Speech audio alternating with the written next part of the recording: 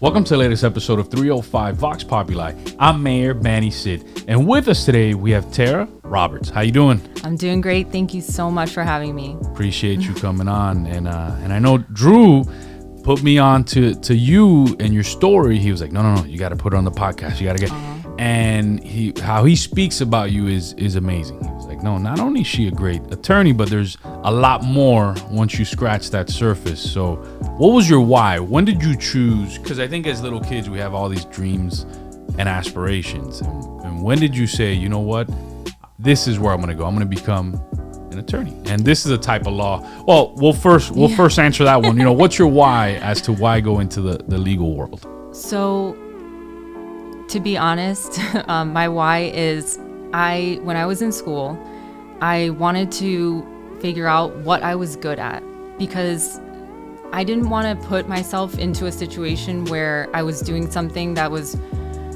very, very challenging, not right for me, not using my strengths. And it was very apparent to me that I was great at reading and writing. So I needed to go after that because I wasn't so great at math and science. And I just knew that I had a gift for reading and writing. And then later on, I realized that I loved public speaking. And that came in college when I took a course, just a basic public speaking course. And I just absolutely loved it. But that confidence is something that I did not have when I was growing up and when I was young. And especially like even in high school, I didn't know what to do exactly. But again, I just focused on my strengths, and that drove me through school and then eventually into FSU Law, which is one of the best law schools ever. Shout out to the Seminoles. I had the most amazing experience at FSU Law. What year did you graduate? Law school, I graduated 2017. Wow. Yes. That's and awesome. Right from there, went to the Miami-Dade State Attorney's Office and became a prosecutor, got right into the courtroom, which is exactly what I wanted. Again, focusing on my strengths, because I knew that I didn't want to be in a job where I was at a desk behind closed doors, nobody sees me. I really wanted to be out there and putting my voice out there, fighting for, at that point, the state and putting people in jail. And it was a really crazy experience, but that really was the beginning of my why. It's just, what am I good at?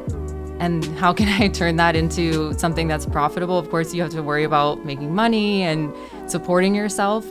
So I really wanted to focus on that first. And then it has turned into so much more now because I'm really passionate about the law, which sounds so dorky because who even says that, really? It's not that I sit here studying the law. It's just I'm passionate about crafting arguments, like analyzing situations, talking to people, helping people, and just being a voice for people, because I love to advocate.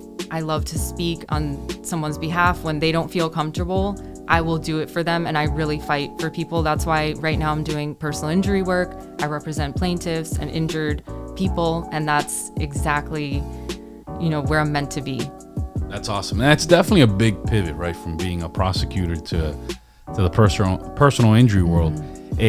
Talk to us a little bit about your prosecutorial career, because I can tell you from my part, we're on the policy making side, where my police department's out there arresting folks. So I'll give you an example. Maybe you could shed some light on some frustrating cases, right? Because a lot of people think just because somebody gets arrested that it's airtight, right? And then now, and it's not. And I'll give you an example. We deal a lot with folks who walk around and open up, unlock cars to steal whatever's inside, and we catch those folks all the time.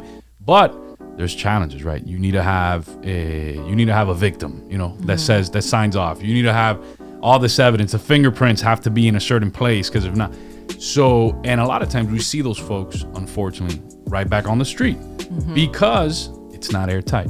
So if you can give us a little bit, whatever you can, right? A glimpse of maybe one case that you were like, man, we know this individual's guilty, but there is not enough evidence beyond a reasonable doubt, right?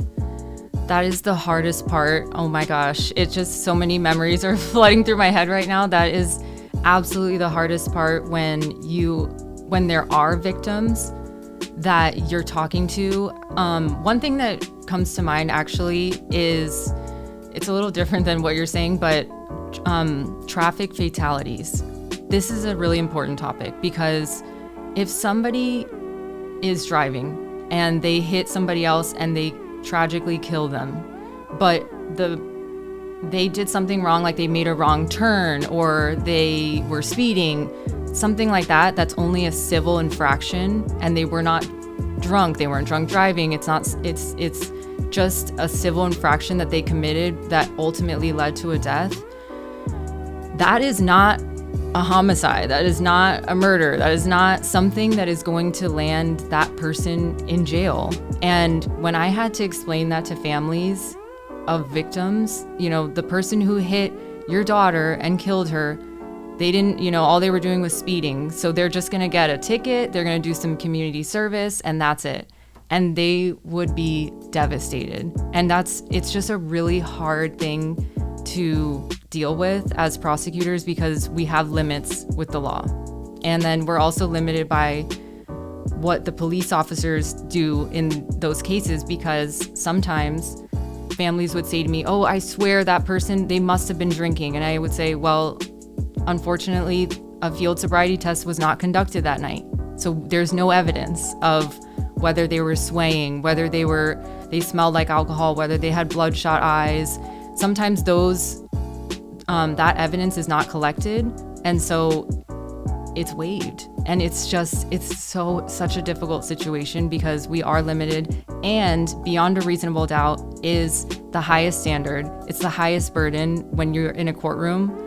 And when the public defenders and defense attorneys, they use that to their advantage all the time. They do, they go in front of the juries and they say, if you have any doubt at all, then you must find them not guilty. And it's tough to go up against them when the burden is so high.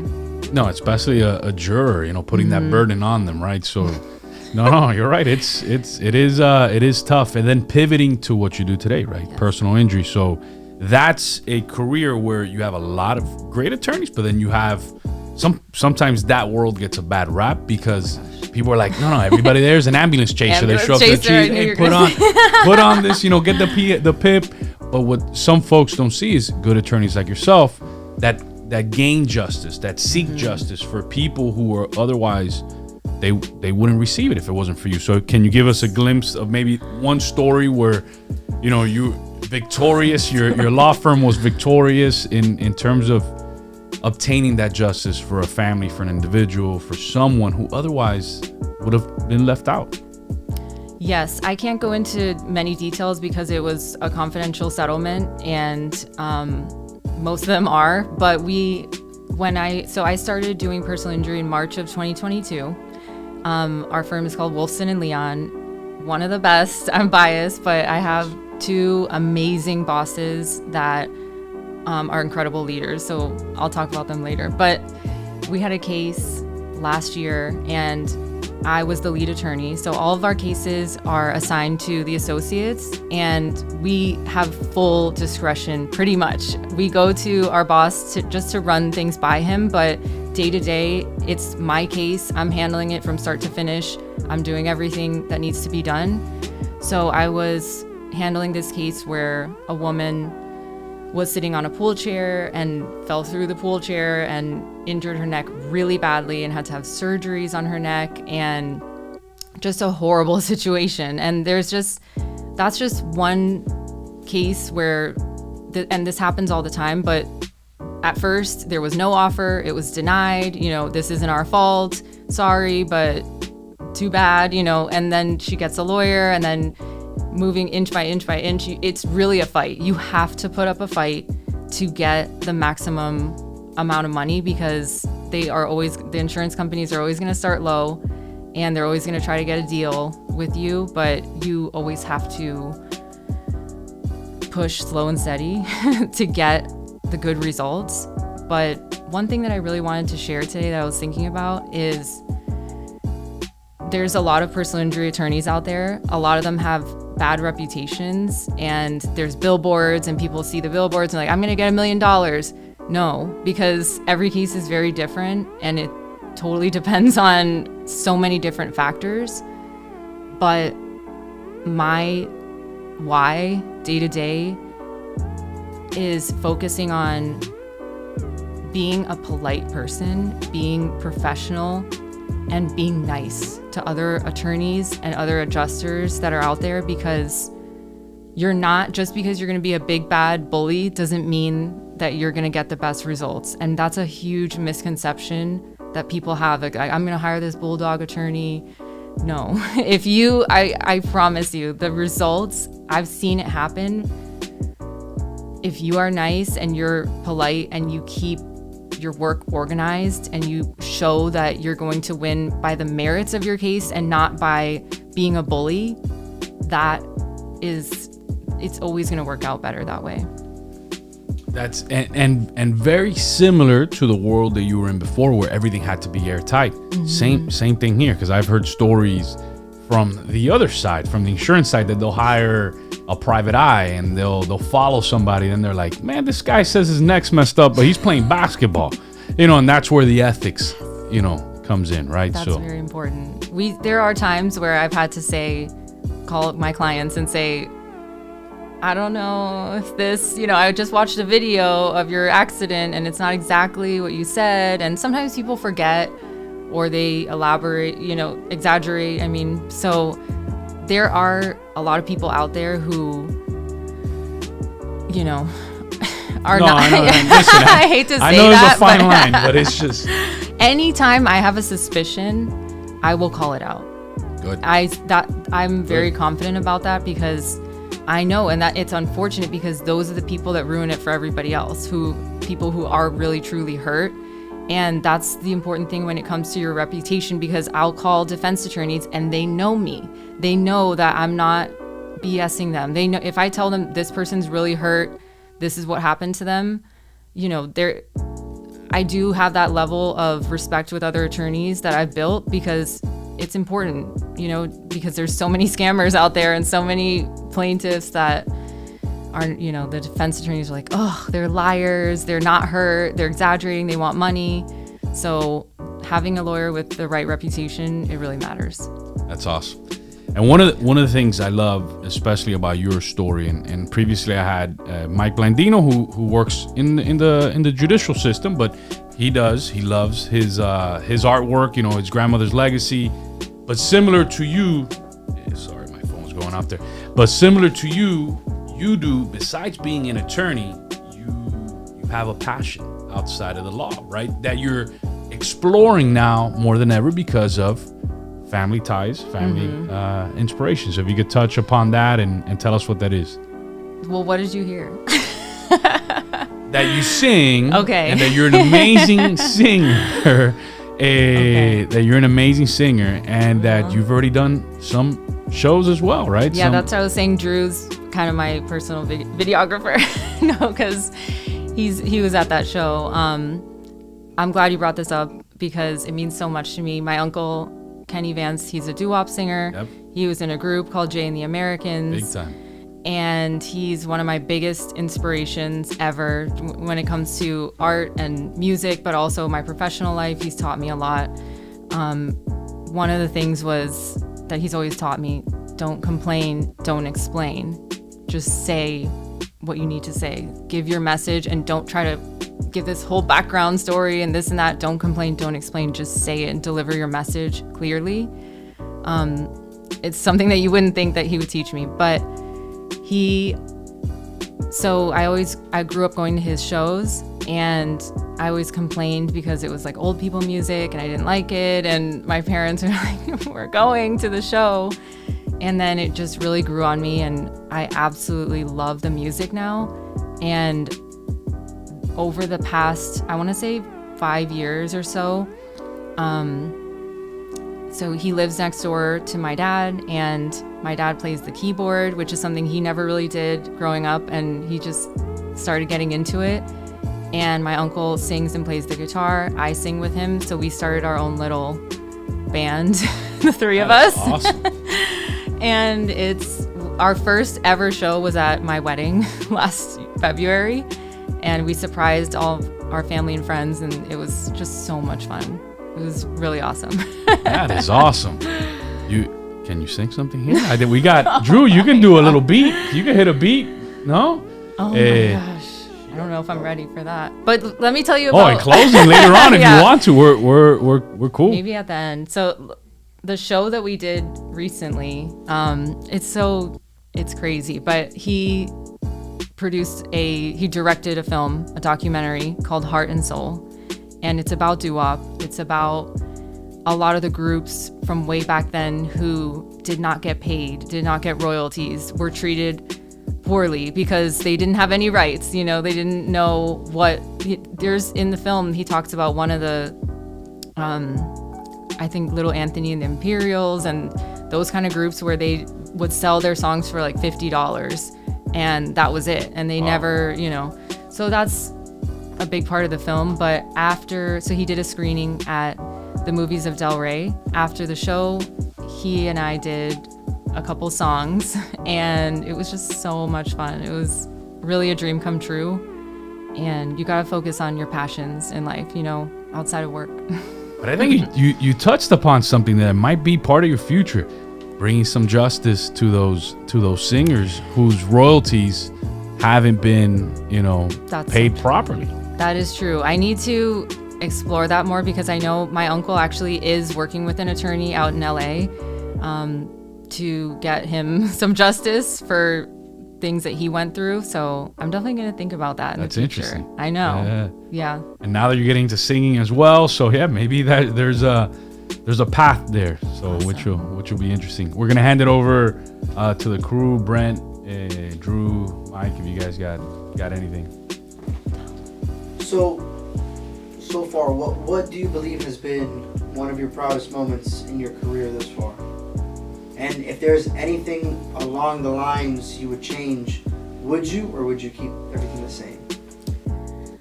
So, working at the state attorney's office was really hard. It was so hard. And at the time, they've changed it a bit, but the salary was very low. When I started, the salary was $45,000. So that's what I was making as a law school graduate in Miami. So it was a challenge. I know that there's been a big fight to get that salary changed. So it's improved a bit. It was really hard, but I wouldn't change the experience for the world because I was in the courtroom every day. That's where I saw so many amazing people. I met a lot of great people, and I got to go to trial many times. One of my biggest victories, I guess, in trial was an aggravated battery with a deadly weapon. So somebody cut someone else with a box cutter, and that was a guilty verdict. And it was just such a rush. It was just a surreal feeling. And it's hard, again, to go in front of any jury trial is a big risk, whether it's civil or criminal. You never know what a jury's going to do.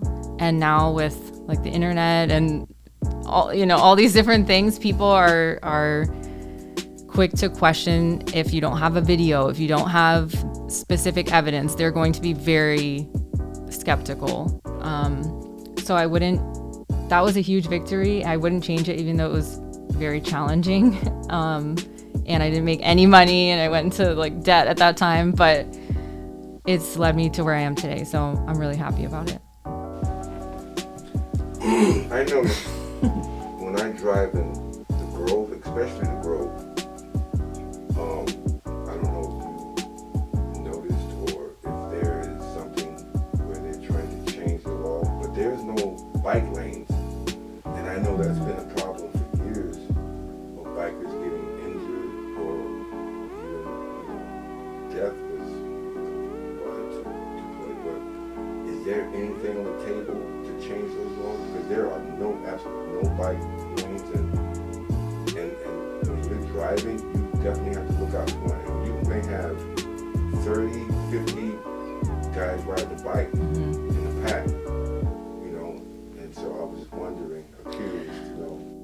That's more of a question for you, I feel like, because that's out of my wheelhouse. I don't really deal with. It's a policy, definitely a policy one. But have you represented a bicyclist, or has your Yes. firm Okay. Oh yeah. On some of those road challenges, but some of those cases, sometimes when you build case law, it leads to policy changes, So right? true. So I don't know if that's.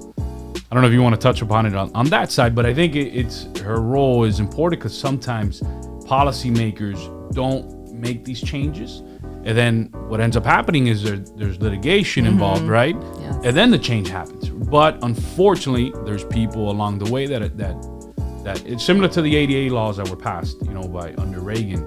But yeah, similar to that. But I don't know if you want to touch upon. No. Okay, no worries.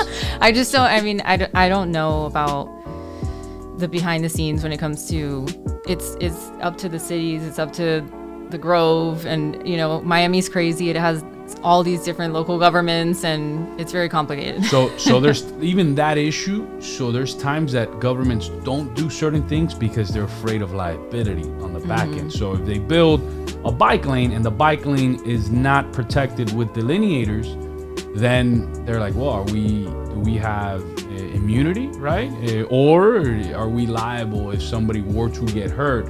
Because a lot of people don't respect the law when it comes to solid lines, right? People cross those all the time. So I think that, and it happens to us. There's times that we want to do, look, we have a marina here in town, and one of the owners that owns part of the lake wants to give us the lake, and we never take it because we don't want to take on the liability. What if we open up the marina and somebody uses a boat, if something happens, then Yeah, it's because of lawyers like me that a lot of people are like, no, there's just, I mean, I understand why people feel like there's a lot of lawsuits, there's a lot of litigation out there, but at the same time, without personal injury attorneys, we call out the unsafe situations. So it's a checks and balance system. No, 100%. Anything else, Drew? Good? Your singing career, where do you think you would love to take it to? Go ahead. By the way, we're giving her an official invitation to sing at this year's Mayor's Gala. To sing 2 songs in September. I would love that. You see, No, that's done. Like, that's the thing. You pick 2 songs, and Perfect. we have a band playing that night. So when they do it, that's when you'll have that 10, 15 minute intermission where it's you. Yes. Done. That's done. That's what I love. Just to me, any opportunity to do something new and different is just amazing. And I know my uncle would be proud, and hopefully he can be there, but it's just nothing. It's not something that I ever wanted. I wasn't like, I want to be a singer, but my uncle he's such an amazing artist, and so many, he has such a big following of that certain age group that loves doo-wop. So we're trying to keep it alive. And that's why I will probably sing a doo-wop-ish song. That's awesome. Because I want to keep that music alive. It's so important to me, and I know that everybody will love it. That's awesome. Yeah, that's done. Done deal. Done deal. Yay. Mike, you got anything you want to add in there? Well, I can't wait to see her at the gala to sing. That's done. That's done. That's gonna I be can't really wait to see Mike at the civil courthouse, because I heard that he is now, located there with a judge in the civil courthouse. And so I really want to get in there because it's harder to get civil trials. And we're doing everything on Zoom when it comes to hearings, so we don't have to go day to day to the courthouse. And, I miss that interaction. We all really got to know each other at the criminal courthouse because we were there every single day. But Zoom is a beautiful thing. We love it. I'm not going to complain about it at all, but I'm excited to get to the civil courthouse. Good. Yes. Good. So we turn it over to you. You get to ask 2 questions. Anything of me, anything of them, anything you want to know. So we turn it over to you. Okay. I read online that you were one of the youngest mayors ever. Can you tell me a little bit about that experience and what made you want to do it at such a young age? So even before I was mayor, I was an aide in the Florida legislature in Tallahassee. So when you talked about FSU, I used to hang out at FSU at all. I know all the What was places. your favorite bar? Back then there was a place called Bullwinkle's. Oh yeah, They were still open? Oh, it's never gonna close. I don't. Yeah, think. yeah. That's where everybody does their 21st birthday because they were actually really strict with IDs. So like everybody went there when they turned 21, like the night of, because it was the place to go. So yeah, no, I think they had like 25-cent beers Yes. and stuff. Yeah. So it was definitely cool, but it was a great experience. Spent 7 years up there, half the year up in Tallahassee, not half the year here. Saw some things I didn't like in government. I ended up running for office when I was 28. Wow. Became the youngest vice mayor at 29. Became the youngest mayor at 33. It was cool. It was a little surreal, especially the night. I'm a huge competitor. I celebrate the competition more than the victory. So I remember winning and it was like, man, the campaign's over, because I was enjoying it so much in terms of getting out there. But yeah, I really felt, I'm a big believer that you have to be the change that you want to see in the world. You have to represent that, right? Not just wish it upon somebody else. Oh man, maybe that sidewalk that's all broken out, well, somebody else will fix that. I love just saying, no, we fix it right now. Let's get it done. Let's be that change we want to see in society. And it starts from the little stuff. So yeah, I ran, got elected, and it was all these years later. Now, started here in my late 20s. Now I'm ending in my early 40s. I'll be 41 when my term ends here in Miami Lakes. Yeah. It's interesting that you say the thing about the sidewalk, like, oh, someone else will fix it, because that was something that was really, it's still to this day very frustrating to me, because I saw it at the state attorney's office and I see it everywhere that I've worked. I call it the game of hot potato. It's not my problem, it's the next person's problem. And because when you work at the state attorney's office, you have to inherit cases from people that worked on them before. And then I just remember we would get cases and it was like, oh my gosh, all these things weren't done. And it's because of the hot potato game. People don't want to deal with certain things and they like to just pass it. And that's not right, because then things don't get done correctly. Things are slipped through the cracks, they're forgotten. And it's awesome to hear that that was your motivation to be the one to do it, to step up and just make the changes and stop waiting for somebody else or some, other time for things to happen. It's cool that you were like a doer instead of... Every major issue in Miami Lakes history fell on my lap. And instead of... ultimate hot potato. I could have Right? kicked the can down the road. Right. But we fixed all of them. And taking it on was tough because you get criticized, right? You're always going to get that criticism, which kind of sucks as a human being, right? Yeah. We don't like people not liking us, but you got to be okay with that as well, right? How do you deal with that criticism? Do you get a lot of criticism online, or like in what form do you get criticized, and then how do you deal with that? I get it in all types of forms. So I get it from in person. I'll get less in person when it's formal at City Hall and online. When I'm out in the community, I've never had anybody tell me anything outlandish, thank God. But like I have people that go to every single council meeting and talk terrible about me, but they'll never sit down with me and or have a conversation. And same thing with the folks online. I'll have people online say outlandish stuff, but then when I see them in person, it's like, hey, how are you? And The keyboard warriors. 100%. Yeah. 100%. And it's a little weird, but it's Yeah. social media has given a platform, like this huge microphone, to people that otherwise maybe even their neighbors will be like, man, this person's so negative. But social media's kind of put some of those folks together. But I think the way to handle that is just got to just say, thank you, God bless you, look, if there's constructive stuff in there, you take that and you try to improve what you're already doing. But most of the times it's not constructive, and it comes from a place of frustration where you can't speak to your president, right? You can't speak to your governor. You can't really speak to your county mayor. Maybe you'll see, but your local folks, you see them every day, right? So I own a restaurant here in town. I got nowhere to hide. People see me all the time, and yeah, so I get blamed for everything under the sun, from Social Security issues that are federal to insurance issues, which are state issues, and transportation issues with our county issues. All three that are not under my control. But I get blamed for all the things that it's under my control. We do pretty well, but the things that aren't, we Yeah. get. But because That's hard. because you can't speak to those folks, but you could speak to your local folks. But yeah, Right. No, it is hard to, and it's kind of like what I was saying earlier with like the traffic fatality cases. Like there's just things that are out of your control that people think you can do something about it, but you really can't all the time. Want to take a second to thank our sponsors. We're powered by Miami Lakes Automall. Thank you to Fred Senra. They're located at 16600 Northwest 57th Avenue, Miami Lakes.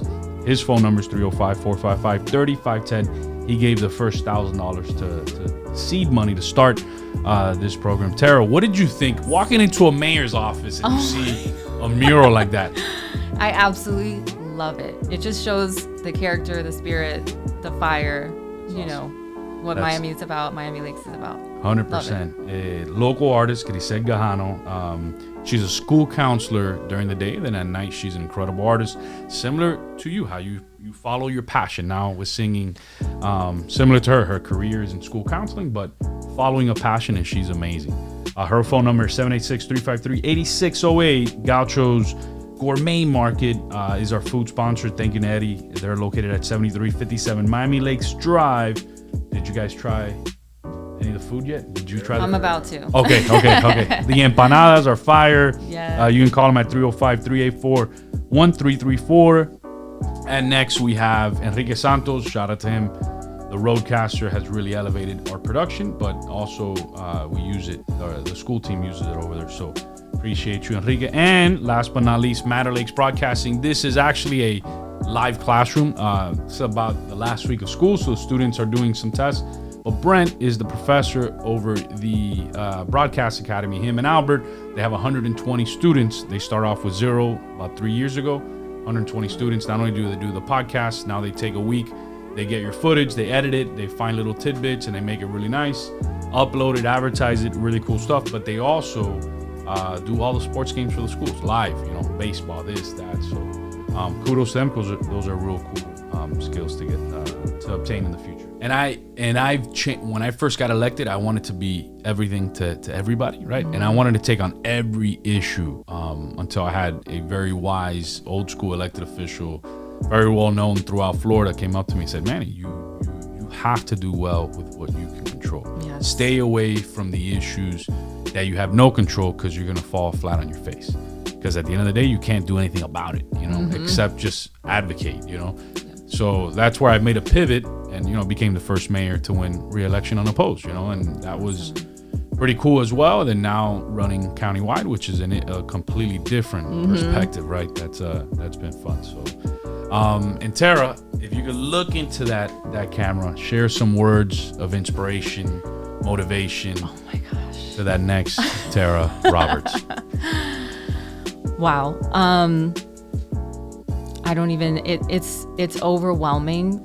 And Drew knows this because I'm so passionate about not only what I do, but about being mindful,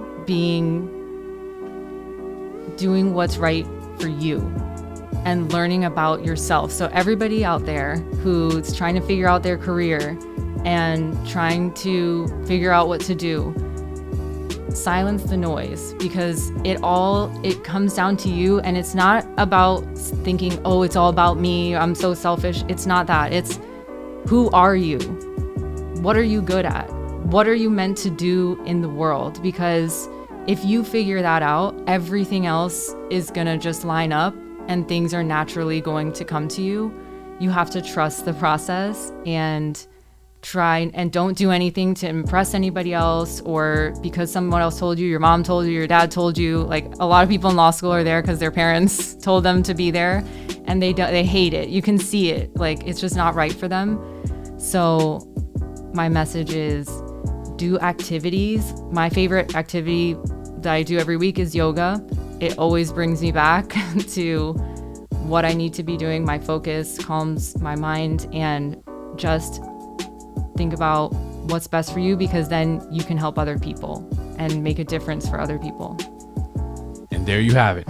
Tara Roberts, not only a great attorney, but somebody who's following their passion. We we all need to do a little bit more of that in our lives. Thank you, Tara, for coming on today. Thank you so much. Tune in next Wednesday on YouTube, Facebook, Instagram.